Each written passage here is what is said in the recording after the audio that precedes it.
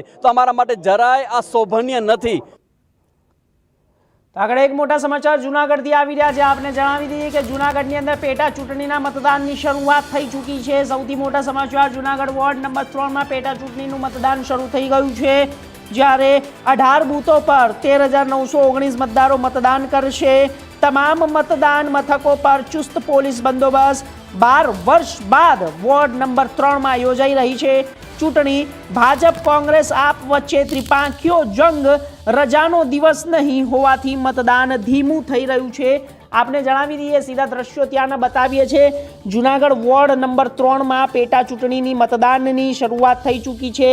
18 booth પર 13,919 મતદારો મતદાન કરશે, સાથે તમામ મથકો પર ચુસ્ત પોલીસ બંદોબસ્ત। 12 વર્ષ બાદ વોર્ડ નંબર 3 માં યોજાઈ રહી છે ચૂંટણી, જ્યારે ભાજપ કોંગ્રેસ અને આમ આદમી પાર્ટી વચ્ચે ત્રિપાંખીયો જંગ, રજાનો દિવસ નહીં હોવાથી મતદાન ધીમું થઈ રહ્યું છે।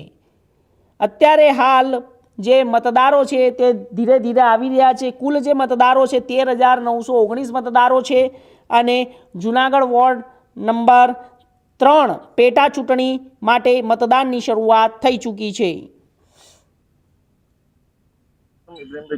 मैं वोट नंबर 3 ની જે પેટા ચૂંટણી યોજાઈ રહી છે એમાં મેં મારું ઉમેદવારી પત્ર ભારતીય જનતા પાર્ટી તરફથી નોંધાયેલ છે। મેં મારો વોટ આપેલ છે। પબ્લિકને અપીલ કરું છું કે બધા આવે અને વોટ કરે। જે કામ ધંધામાં જતા હોય, નોકરિયાત હોય, વર્કમાં બધે જતા હોય, એમને અપીલ છે કે 5 મિનિટ કાઢી ટાઈમમાં અને કિંમતી વોટ આપે। વિક્રમભાઈ, ખાસ કરીને 12 વર્ષ પછી ચૂંટણી યોજાઈ રહી છે, શું કહેશો? 12 વર્ષ પછી ચૂંટણી યોજાઈ રહી છે, એમાં જે ભારતીય જનતા પાર્ટી તરફથી અમારા કાર્ય કરેલ છે, જે થોડા બહુ કામ રહી ગયા છે એને અમે પૂર્ણ કરી પબ્લિકને ખાતરી આપીએ છીએ કે એ કાર્ય અમે પૂર્ણ કરશું। અને જે 30 તારીખે જે રિઝલ્ટ છે એમાં તમને બધા એને પરિચય ખબર પડે। 100% વિશ્વાસ છે। જૂનાગઢ મહાનગરપાલિકાની વોર્ડ નંબર 3 ની પેટા ચૂંટણી આજે યોજાઈ રહી છે, એક બેઠક માટેની। ત્યારે હાલમાં દ્રશ્યોમાં બતાવવાના પ્રયત્ન કરી રહ્યો છું। જૂનાગઢના સુખનાથ ચોક વિસ્તારમાં આવેલ મારી પ્રાથમિક શાળા ખાતે 4 બૂથ આવેલા છે। અલગ અલગ બૂથોની અંદર હાલ જે છે તે ધીમે ધીમે મતદાન શરૂ થઈ રહ્યું છે। જે રીતે વાત કરવામાં આવે, 12 વર્ષ પછી આ વિસ્તારના જે મતદારો છે તેને પોતાના મતાધિકારનો ઉપયોગ કરવાનો આજે અવસર મળ્યો છે। જે ખાસ કરીને વાત કરવામાં આવે તો 13,000 થી વધારે મતદારો કુલ 18 બૂથની અંદર જે છે તે પોતાના મતાધિકારનો ઉપયોગ કરશે। ત્યારે એક ડીવાયએસપી, 2 પીઆઈ સહિતના 108 જે પોલીસ કર્મચારીઓ છે તે સુરક્ષા વ્યવસ્થાની અંદર જોડાયેલા છે।